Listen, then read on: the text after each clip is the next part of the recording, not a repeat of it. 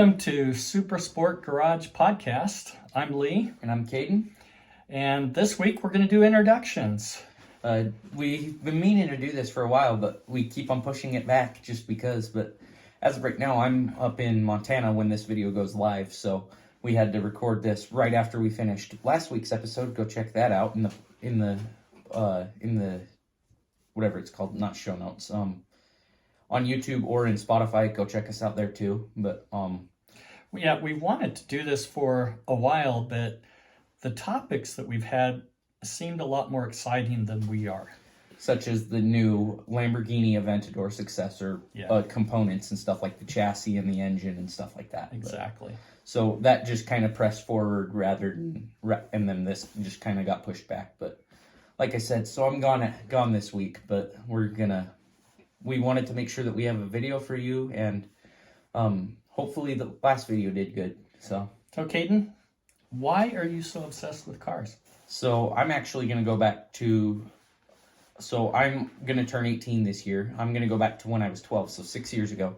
I started mowing yards, and when I was mowing, I just mowed with my little push mower, and as time went on, I bought a zero-turn mower, and I ran that for a while. Then 2020 hit, and I realized, in October of 2020, I remembered, I was scrolling through YouTube, and I remembered at school I had seen on somebody's For You page at school, 6x6 Gladiator, and I love the Gladiator, so I'm like, that'd be cool, I'll search that up. So I searched it up, and I found this guy named The Stradman, who, to this day, I have not missed a single one of his videos in, I think it's 2.5 years now.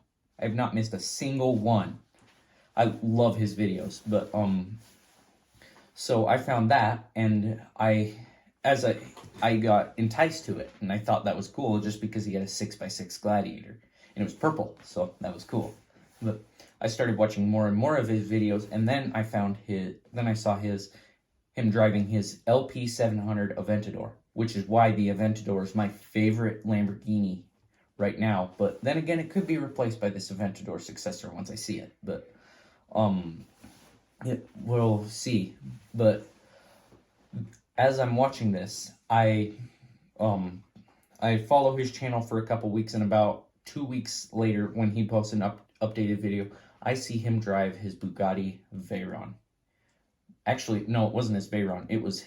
He went and took delivery of a Bugatti Chiron Pur Sport, pure blue.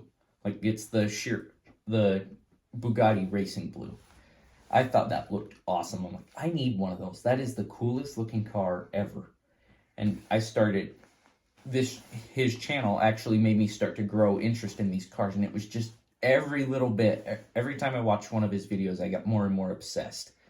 And then later, I actually saw him drive his Veyron. And I'm like, when I heard that Veyron and all the turbos, as the turbos blow off, that thing is amazing. That is why Bugatti is my favorite brand to this day, and the Chiron is my dream car, is because of that Chiron Pur Sport and the Stradman playing with his Veyron. It's the ultimate brand for me. But so back to what I was saying earlier is, so 2020, pretty much everything shut down. I still could mow yards though.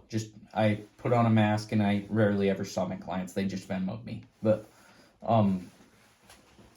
while I was doing this, I realized I need to get myself a Lamborghini Aventador. That was the goal at the time. And there's a $250,000 car. And then like 6 months ago, it was $300,000 for the cheapest one. And now it's back down to $250,000, which I'm happy about. But so I was like, what can I do to make $250,000? Because at this time I was listening to Dave Ramsey, and I'm like, no debt whatsoever. I have to pay cash for it. And I'm like, I can't afford, I don't want to spend 4 years saving cash and saving half of my income every single year to go buy a $200,000 car. And if I have, in that time, I would probably say I'm going to get married in that amount of time, because by the time I go to college and get married, I'll probably be like 28 or something with the 4 years for saving up for an Aventador. Plus, my wife probably won't let me buy one, so. But now, she will say the same thing to you that my wife says to me. Do you want to live in a house or a car?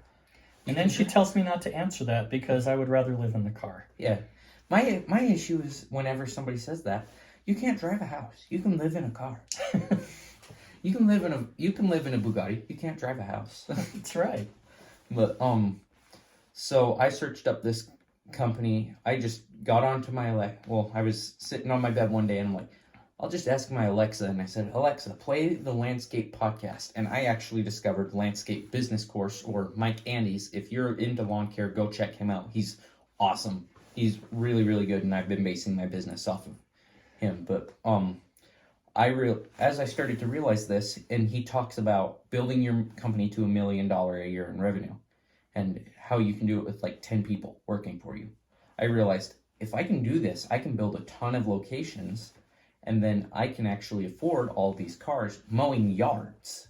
And I thought that was incredibly cool. And I got more and more enticed into how can I make more money faster. So I started going into looking at businesses and stuff. Like, it just kind of became this snowball. It just picked up real fast. And now, as of right now, today, I have aspirations of building a company worth hundreds of billions of dollars, and it will own like over 150 different companies that I have named right now. I have a list of companies that I'm going to start, which is, I think, about 70, and I have like 60 or so that I will purchase, and I have them down by name. I fell in love with supercars and have an obsession with trying to get one. So, well, I fell in love with cars at a real young age, around 4 or 5 years old.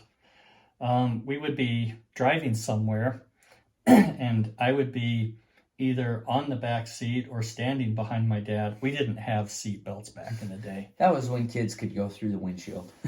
No, it's when our parents wanted us to learn to fly. And as we're driving down the road, at 4 or 5 years old, I was naming the cars as they went by. I had a notebook that my dad and I put together of my favorite cars, and I still got that somewhere. I'd have to dig it out and find it. That'd actually be really cool to see. Like, even if we just covered that for one podcast episode, that'd be cool just to see an old book that showed your favorites and stuff. Yep. Favorites of a 5-year-old. A couple of years ago, that used to be me. Like, I could see any car. My favorite thing to do was I would go to a Wendy's nearby, and I would sit out and look out the window, and I could literally name any car that passed. Pretty much any car that could pass us. Trucks, cars. That was when I was into trucks. Then I found the supercars. Normal cars are not fun. They're just boring. They are. And then I've loved cars. When my wife and I got married, we went out with another couple, and we're driving somewhere to eat or whatever. And we're driving down the road, and I'm going, wow, look at that body. That's beautiful. And then I'd point out another one. And the wife of this other couple turns around and looks at my wife and goes, how can you sit there and let him look at other women like that? She just rolled her eyes and said, he's not looking at other women. He's looking at cars. And that's how it's always been. Now, I don't have a hypercar. I have a Subaru and a Ford F-150. And I have a GMC 1500, so neither of us have cool cars. But it's something that I've enjoyed all my life, and I passed it on to my kids.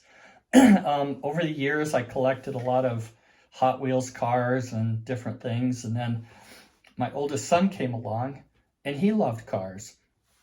And one night, he was probably about 3 years old, and we went into his bedroom, and we couldn't find him. His bed was full of cars. His floor was covered with cars, and he was curled up sleeping under a desk because there wasn't enough room for him in his bed because the cars were more important. I've never heard this story, so I got worried when the kid wasn't there. And then when he was 14, he wanted his own car. And so he found a 1965 Ford Falcon that didn't run, that had to be towed, trailered to wherever wherever we lived. And he made us a deal. If we go in half with him, could he get it? And we thought, sure, that's $200 for us, $200 for him. He had a paper route, and thought he'll never get it running. So we don't have to worry about him driving his own car in high school. Well, he pulls in, the Ford Falcon gets dropped off in our driveway, and all of my neighbors who were mechanics were just loving it. And in about a year, that car was running, and he drove it all through high school. The Falcons are good looking cars, though. They are. And he did everything to it. Body work, painted it, everything. Does he still have that, or did he sell it? He finally sold it. Yep. He's still looking for a car. He bought a late model Thunderbird that he fixed up and sold for a lot of money. So yeah. And I love cars. I love looking at cars.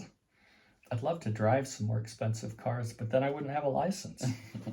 Because if they can go 250, I want to go 250. I think this is the reason why Lee wants to be my collection manager, is because he doesn't want to have to deal with owning the cars. He just wants to drive them. Yep. Because it's going to cost a lot of money in taxes. That I don't have to pay. I And just have to insurance. drive them. Also, if any of the cars get wrecked, most likely I'll be dropped. I might not even be able to get insurance. Because you've seen how much my dream car collection is worth. It's got 160 cars in it. It's worth $400 million. I doubt somebody will insure that big of a collection. Oh, 'Cause you'd be surprised. If the whole building burns down, then somebody's going to have a really bad day, and it's not just going to be me. As long as it's not me burning the building down.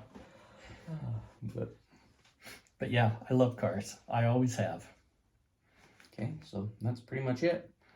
Thanks to all of you for subscribing. Make sure to go check us out on Spotify and on YouTube. And for those of you that might be going out with somebody, don't point out cars and say it's got a beautiful body. It doesn't go over well with other people.